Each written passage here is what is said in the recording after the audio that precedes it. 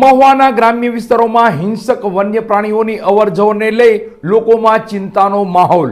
તો મહુવા નજીકના બોરડી ગામે સિંહે વાછરડીનું મારણ કરતા ત્યાંના સ્થાનિકોમાં ભય સાથે ચિંતા પ્રવર્તી રહી છે અને આ ગ્રામ્યજનોએ વન વિભાગના અધિકારીઓને રજૂઆત પણ કરી છે। ભાવનગર જિલ્લાના મહુવા તાલુકાના બોરડી ગામના ગ્રામ્ય વિસ્તારોમાં અવારનવાર સિંહોની અવરજવર જોવા મળી રહી છે।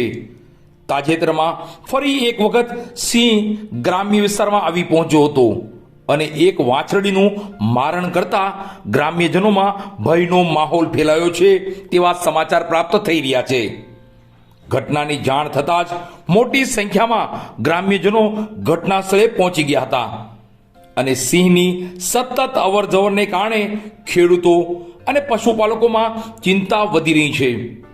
ખાસ કરીને સાંજના અને રાત્રિના સમયે લોકો પશુઓની સુરક્ષાને લઈ ચિંતિત બન્યા છે।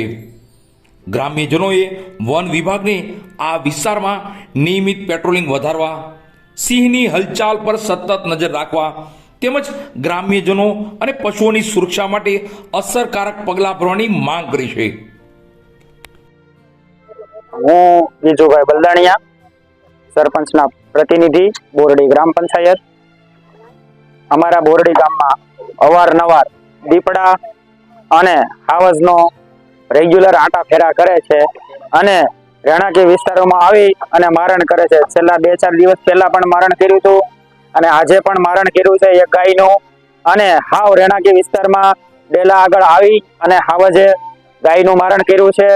તો મારી ગામના પ્રતિનિધિ તરીકે, સરપંચના પ્રતિનિધિ તરીકે ફોરેસ્ટ ડિપાર્ટમેન્ટને વિનંતી છે કે જે અમારા રહેણાંકી વિસ્તારોમાં